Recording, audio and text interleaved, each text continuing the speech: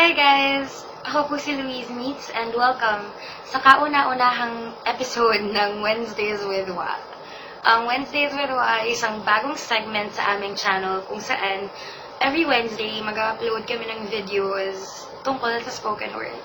So, mapapanood nyo ang aming mga writing tips, performance tips, ang kanya-kanya naming mga writing processes at kung ano-ano pa.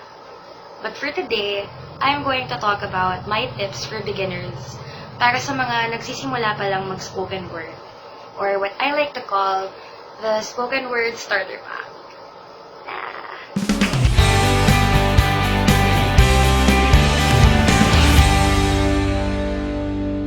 Okay, so, magsisimula ako sa kung ano ba ang spoken word poetry.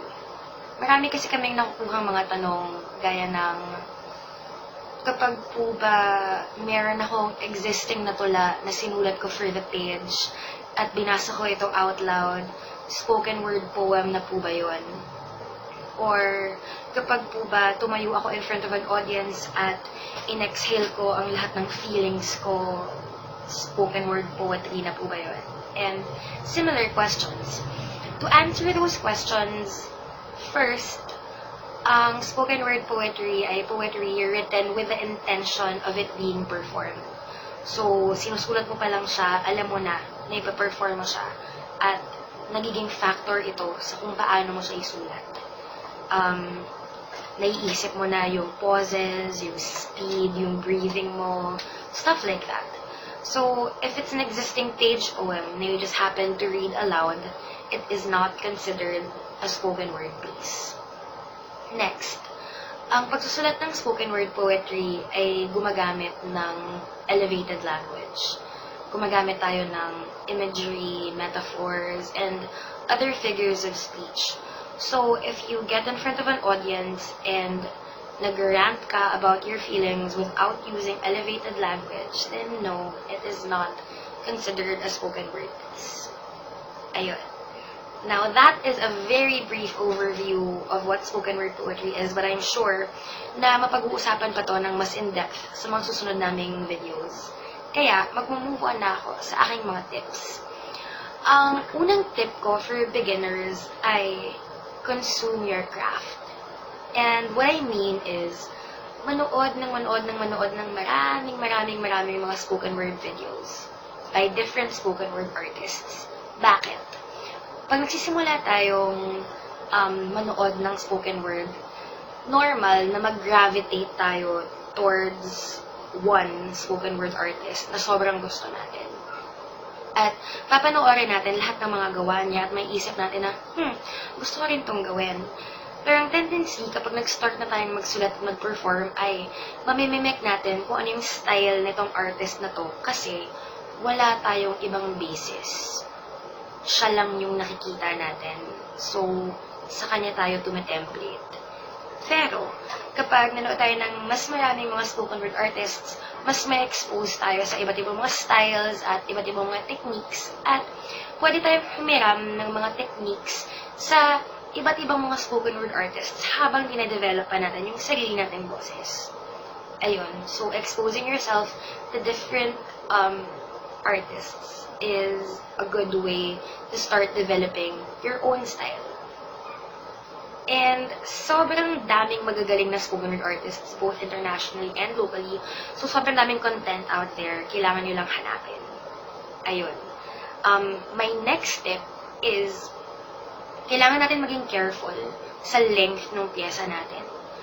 Ang napapansin ko kasi, sa mga open mic nights na napupuntahan ko recently, kadalasan, ang hahaba ng mga pyesa. And my problem with this is, the longer your spoken word piece is, the harder it is to sustain the attention of the audience.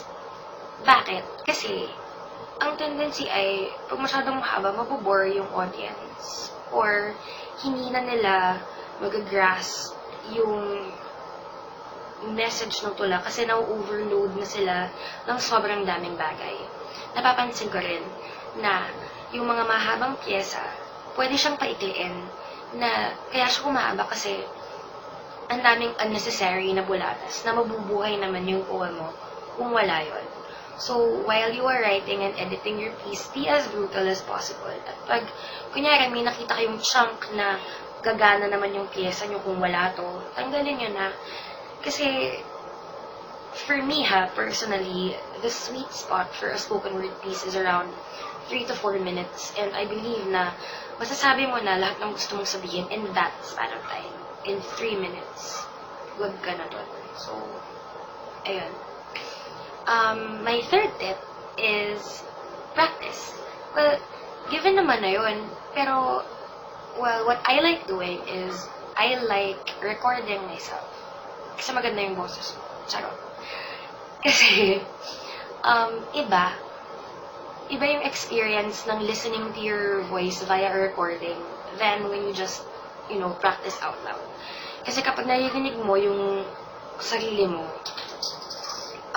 sa recording, mas mapipinpoint mo yung parts kung saan pwede mo pa siyang i-edit. Parang, dito sa part na to, parang masyado akong mabilis, or, itong part na to, pwede kong medyo ibulong for arte or for emphasis or, stuff like that. And another thing ay effective din for me ang practicing in front of other people. Kasi mas madali mong mag-gauge kung ano ang magiging audience response to your piece. Will they like it? Will they understand it? Do I effectively send the message across? Ganyan. If you have friends you can perform for, that is awesome. If you don't have friends, sad, you can try looking for open mic nights and performing your pieces there. Please don't be intimidated by the idea of performing in front of an audience. Open mic nights are designed to be a safe space for you to showcase new work and to to share your work to an audience. So, hindi mo kailangan matakot sa open mic nights. Sobrang daming open mic nights, sobrang daming mga spoken word groups na nag-host ng mga open mic nights all over the Philippines. Kailangan mo lang silang i-google or hanapin mo sa Facebook and, ayun, attend open mic nights and showcase your work there. And that leads me to my final tip, which is, when you start performing, don't expect your first few times to be perfect. Kasi imposible yun. Lord, kung mapapanood nyo lang yung mga first times namin, sobrang iba. Kasi constantly naman tayo lahat matututo at nag-i-improve. And I believe na a spoken word piece, it's this ever-evolving thing na never talaga siya nagiging finished. Kasi every time you perform it, doesn't matter if it's the first or the 20th time that you perform it, lagi kang merong mapapansin na something you can improve. Lagi kang may mapapansin na, pwede ko pang i-tweak to to make it even better. So, ayun. Huwag nating i-expect na perfect agad yung kalalabasan kapag una nating i-perform yung pyesa. And don't get discouraged if things don't go as well as you would have liked.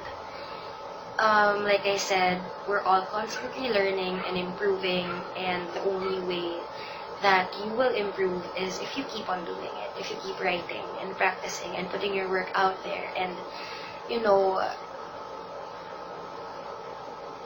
accepting feedback and criticism and that stuff. So, ayun.